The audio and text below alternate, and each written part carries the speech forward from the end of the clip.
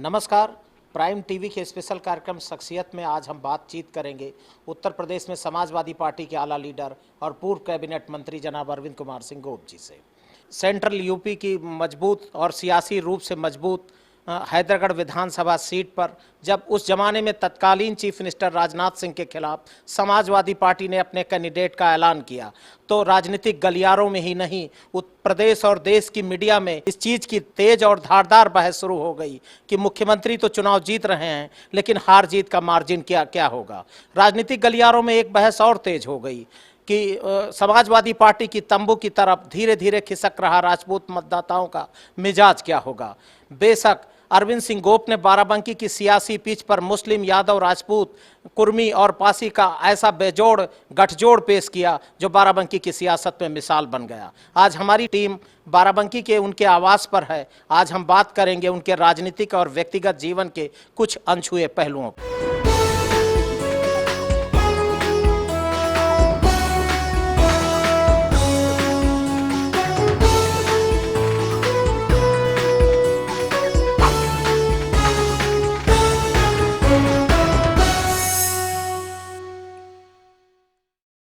गोप जी, आप किसी राजनीतिक परिवार से नहीं आते, आपकी पृष्ठभूमि किसी राजा रजवाड़े या रियासत से ताल्लुक़ नहीं रखती, लेकिन समाजवादी पार्टी की जो सियासत है उसमें आप केंद्र बिंदु बने हुए हैं और उत्तर प्रदेश की सियासत में भी आप केंद्र बिंदु बने हुए हैं। इसका क्या कारण है, क्या कहना चाहेंगे? ओपी भाई, बहुत बहुत धन्यवाद आपको इस कोरोना काल में मुलाकात के लिए।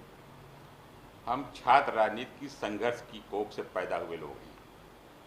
मुझे इस बात का सौभाग्य प्राप्त हुआ कि जब मैं लखनऊ विश्वविद्यालय में पहला छात्र संघ महामंत्री चुनाव लड़ा तो देश के सबसे बड़े नेता, जिसमें किसान, नौजवान, गरीब भरोसा करते, मुलायम सिंह जी का आशीर्वाद मुझे मिला।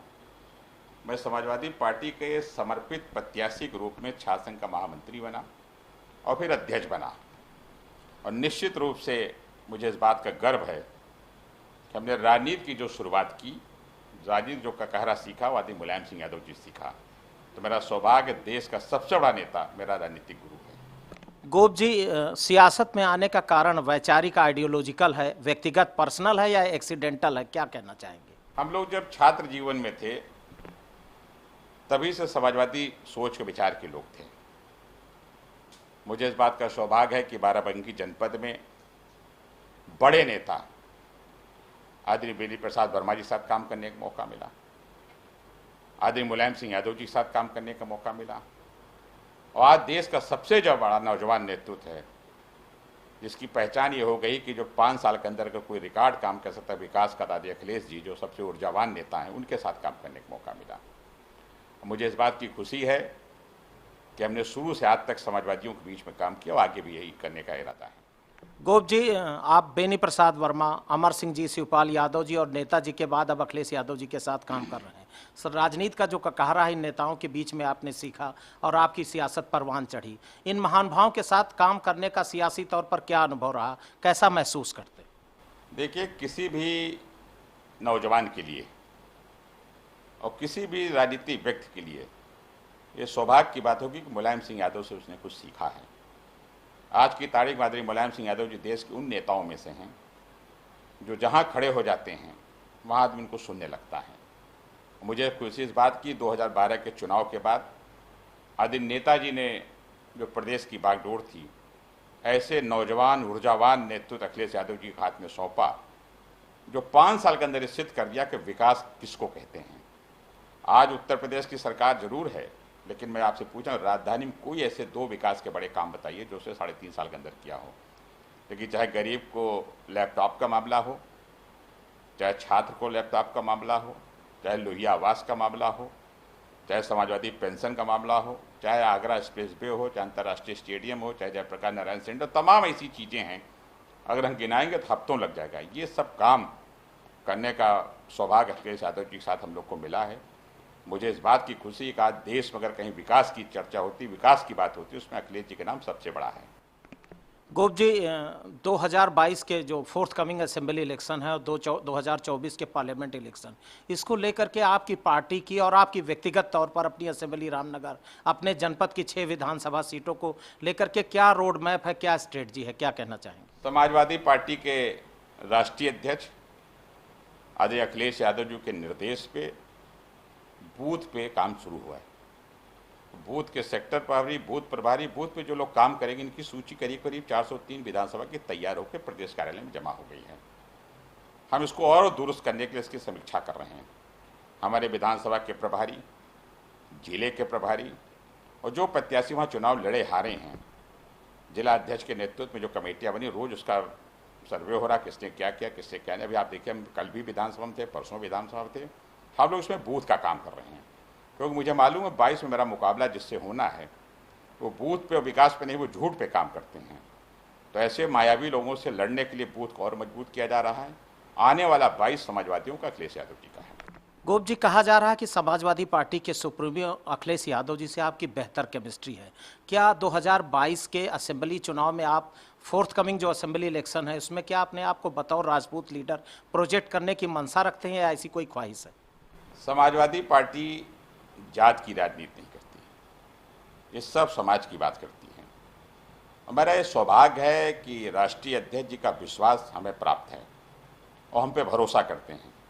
मैं हर नौजवान से अपील करूंगा, हर नेता से अपील करूंगा कि जिस पार्टी में काम करो, जिस दल में काम करो, उस नेता का विश्वास होना चाहिए, क्योंकि मेरी समझ से विश्वास से बड़ी कोई दूसरी पूंजी नहीं है। मेरा सौभाग्य, हम भाग्यशाली हैं कि आदरणीय नेताजी के हम लोग विद्यार्थी हैं। आज अखिलेश जी का पूरा भरोसा हम पे है। और 2012 के चुनाव में आपको याद होगा, जब बाराबंकी में पहली चुनावी सभा हुई थी मौरंग मंडी में, उसमें जिले की राजनीतिक परिस्थितियाँ बहुत बदली हुई सी थी, लेकिन हमने नेताजी से मन से वादा किया था, सिर्फ कार्यकर्ताओं बदौलत उसमें आप वहाँ थे, कि 6 की 6 सीटें समाजवादी पार्टी जीतेगी। आज मरहूम मौलाना मेहराज साहब नहीं हैं, हमारे जिला अध्यक्ष होते थे और दिन रात हम लोग मेहनत के 6 में 6 सीटें जीते। मैं आपको बताना चाहूँगा, आज उत्तर प्रदेश की जनता बिल्कुल परेशान है, सड़क पे खड़ी है, भूखे पेट खड़ी है, कोई रोजगार नहीं है, सिर्फ झूठी बयानबाजी है। 2022 के जो चुनाव का प्रचंड बहुमत की सरकार बनेगी, अखिलेश जी फिर मुख्यमंत्री बनेंगे। गोप जी, 2017 का असेंबली इलेक्शन आप समाजवादी पार्टी कांग्रेस कंबाइन में लूज कर गए थे। इस समय आप किसी सदन के सदस्य नहीं हैं। राजनीतिक तौर पर आप कैसा महसूस कर रहे हैं? देखिए, कोई जरूरी नहीं कि हमेशा पद पे रहें, और यदि आप जनता के बीच में निरंतर बने हैं, आप सेवा कर रहे हैं और जनता का विश्वास है, तो पद छोटी चीज़ हो जाती है। आज चाहे बाराबंकी हो, चाहे प्रदेश का कोई ऐसा जिला जहां हम लोग जाते हैं, लोग हम लोग को सुनते हैं। चुनाव में हार जीत लगा रहता है, लेकिन मैं दावे के साथ कह सकता हूं कि आज भी हम लोग उतने व्यस्त हैं जितना पहले रहते थे। यह हाँ जरूर है कि आप हमारे यहाँ कभी भी आइएगा, आप पूरा जनता देखिए, हम लोग से मिलती रहती है, हम लोग काम करते रहते हैं। सरकारी फाइल छोड़ के वो सारे काम हम लोग करते हैं जो सरकार में किए जाते हैं। आज हम लोग सरकार से ज़्यादा काम कर रहे हैं। अभी कोरोना जैसी महामारी देश में चल रही है, आपको याद होगा कि इन 3-4 महीनों में जो काम समाजवादी पार्टी ने किया, किसी ने नहीं किया है। आदि राष्ट्रीय अध्यक्ष जी के साफ निर्देश हैं कि गरीब को भोजन की व्यवस्था, गरीब को रहने की व्यवस्था, और जो कमज़ोर लोग हैं जो आ रहे हैं उनकी मदद करो। ये समाजवादी पार्टी कैंप लगा के कर रही है। मैं सरकार के मंत्रियों से पूछना चाहूँगा, कोई ऐसे जिले बताएं जहाँ दिखते हो काम करते हैं। आज समाजवादी पार्टी लोगों को भरोसा है। गोप जी, देश और प्रदेश कोरोना की भयंकर महामारी से फेस कर रहा है। आपका अपना जिला बाराबंकी की 6 विधानसभा सीटें, चूँकि आप जनपद के बड़े छत्रप में शुमार होते हैं, और आपकी अपनी असेंबली रामनगर में, जनता के आप कैसे मददगार बनकर उभरे हैं, कैसे मदद कर रहे हैं? देखिए, बाराबंकी जनपद में जो हमारे विधानसभा के अध्यक्ष थे और जो ब्लॉक के लोग थे, उन्होंने विधिवत, चाहे पूरी सब्जी बांटना हो, चाहे बिस्कुट बांटना हो, चाहे मोमबत्ती बांटना हो, चाहे सैनिटाइजर बांटना हो, चाहे मास्क बांटना हो, उस काम को बहुत बढ़ चढ़ के हिस्सा लिया है। जिले में तमाम ऐसे बड़े कार्यक्रम उसमें हम लोग स्वयं उपस्थित रहे हैं। आपने टीवी में देखा होगा कि वो बिहार की बेटी जो अपने पिता को लेकर साइकिल से चली गई, सरकार ने खबर नहीं ली। वो छोटा बच्चा जो अटैची पर लेटा था आगरा में, सरकार ने खबर नहीं ली। ललितपुर झांसी में सरकार ने खबर नहीं ली। लेकिन अखिलेश यादव जी ने मदद की और किसी से बताया नहीं। सबकी मदद अखिलेश यादव जी ने की है, समाजवादी पार्टी ने, हम लोगों ने की है और आगे करते रहेंगे। गोप जी, कहा जाता है कि जो कार्यकर्ता अरविंद सिंह गोप जी की कोठी पर या उनके दरवाजे पर पहुंचता है, उसको दरवाजे तक छोड़ने जाते हैं। ये आपकी जो मनोवृत्ति है, ये सियासत में बहुत बिरले लोगों में मिलती है। ये मनोवृत्ति आपको कैसे ईजाद हुई, और ऐसी जन चर्चा है, ये कहाँ से आपके मन में एक आया कि इस तरह हमें किया जाए, और लगातार आप कर रहे हैं, पूरे प्रदेश के राजनीतिक गलियारों में ये चर्चा है आपकी बिहेवियर की? देखिए, अगर आपके अंदर संस्कार नहीं है, अदब लिहाज नहीं, तो जीवन कुछ नहीं कर सकते हैं। मैं दावे के साथ कहता हूँ ये सब चीज़ हमने आदरणीय मुलायम सिंह यादव जी से सीखा है। और आज की तारीख में अगर देश का कोई भी ऐसा परिवार है, अगर उसे संस्कार सीखना है तो मुलायम सिंह यादव, अखिलेश यादव सफाई परिवार से सीखे। कितना संस्कारिक परिवार है। देश का बहुत ताकतवर परिवार है राजनीतिक रूप से, लेकिन इनके परिवार के एक भी सदस्य ऐसा नहीं है जो संस्कारों से भरा न हो। तो हम लोगों ने उनसे सीखा है। गोप जी, आपके पिताजी इस दुनिया में नहीं हैं। ऐसा कोई लम्हा, ऐसा कोई क्षण जो आज तक ना भुला पाए हैं, जो कहना चाहते हो? देखिए, मेरा सौभाग्य है कि मेरे माता पिता शुरू से मुझे वही स्नेह रखते थे जो एक बेटे को बाप से उम्मीद होती है। मैं यूँ कहूँ, आज जो कुछ हूँ मैं अपने माता पिता की बदौलत, उनके आशीर्वाद बदौलत हूँ। और जिस व्यक्ति को माता पिता का आशीर्वाद नहीं तो जीवन कुछ नहीं कर सकता। मैं जिस छत के नीचे बैठा हूँ ये भी छत मेरे पिता की दी हुई है।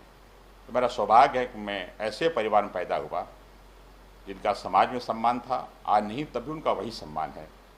मैं अपने श्रद्धा सुमन उनको आज भी अर्पित करता हूँ और जहाँ भी हैं उनका आशीर्वाद मेरे साथ रहता है।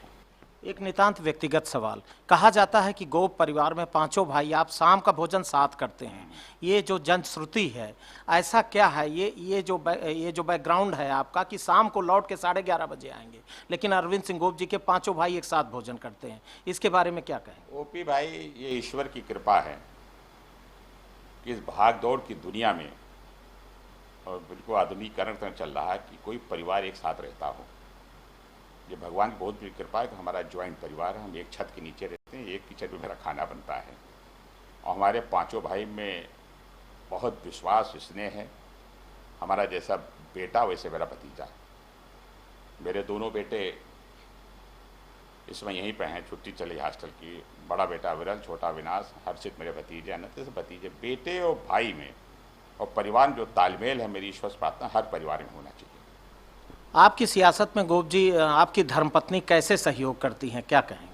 हमारी धर्मपत्नी श्रीमती रेणु सिंह हाउस वाइफ हैं और जो जिम्मेदारी एक हाउस वाइफ की होती है वो पूरा ईमानदारी से उसका निर्वहन करती हैं। और मेरा निश्चित मानना है कि हम लोग के राजनीतिक जीवन में, पारिवारिक सामाजिक जीवन का बहुत बड़ा योगदान है, जो हर समय वो खड़ी रहती है परछाई की तरफ। धन्यवाद। ये थे उत्तर प्रदेश में समाजवादी पार्टी के आला लीडर और उत्तर प्रदेश के पूर्व कैबिनेट मंत्री अरविंद सिंह गोप जी। तमाम आरोह और अवरोह के बावजूद अरविंद सिंह गोप सियासत में अपना वजूद और रसूख बनाए रखे हैं। अगले कार्यक्रम में, अगले एपिसोड में, शख्सियत के इस कार्यक्रम में हम फिर मिलेंगे किसी नई शख्सियत के साथ। तब तक देखते रहिए प्राइम टीवी का स्पेशल कार्यक्रम शख्सियत। धन्यवाद।